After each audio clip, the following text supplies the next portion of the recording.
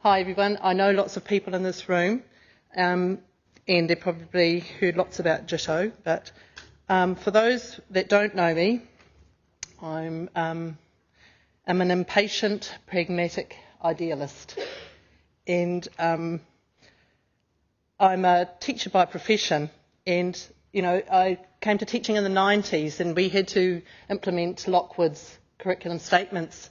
So we had to teach technology, we had to assess it, and then we had to make up the resources to teach it without actually being able to download them from the internet. So I'm always just a get on and do it and make it up yourself kind of thing person.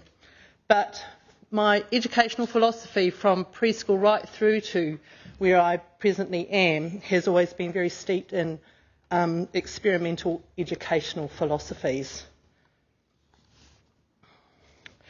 Jean Piaget was an early influence on me, especially with at preschool level. His philosophy was all about assimilation and the interaction of the individual with the environment, and assimilation and accommodation.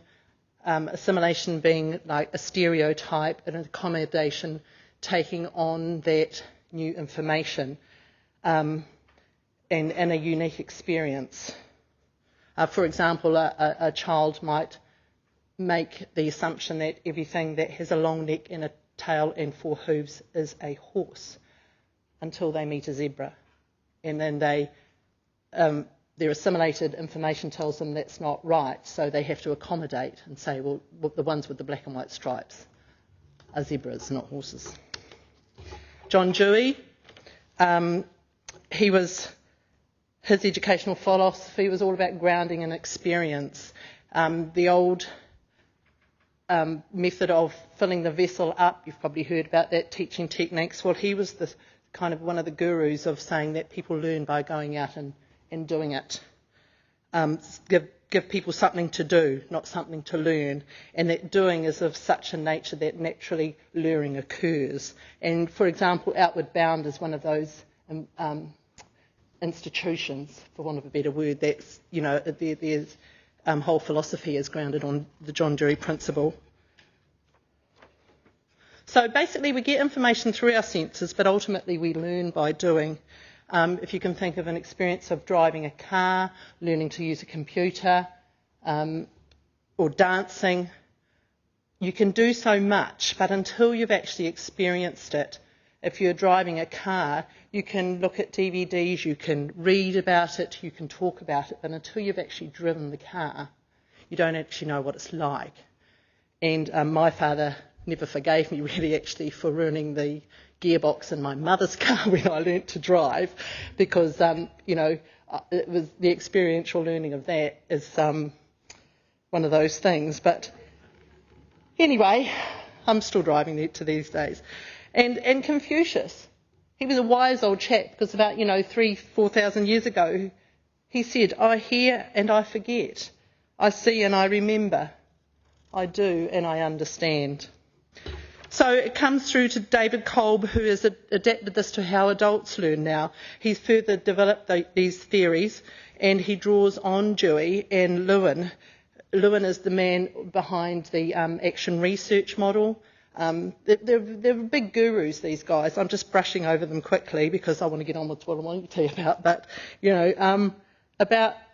these are the people that helped psychologists and educators about group behaviour, experiential learning, and the importance of being active in learning. So David Kolb introduced also the aspect of feeling in the action. So there's a immediate concrete, his cycle of learning is an immediate concrete experience followed by observation and reflection. On the table in front of you, you can see that there's a card with a red cross on it. I'm going to ask you some questions that we ask our apprentice glaziers. So you've still got some integrity after this. You can hold up the chest if you can, and you flip it over if you can't. Who could estimate the length of this room in metres? Okay, don't be shy. Hold your card up. 57% of our apprentice glaziers can't. We take these statistics come from our strength check. Well, we call them a strength check. They're like the assessment tool that we give. Right. Next question. Who could measure the perimeter of this room in millimetres? 18% of our apprentice glaziers can't. I've adapted these questions to actually fit into the context. We don't actually ask them, but this is the kind of conversions, the numeracy conversions that we're asking them to do. Who could convert that measurement from millimetres into kilometres?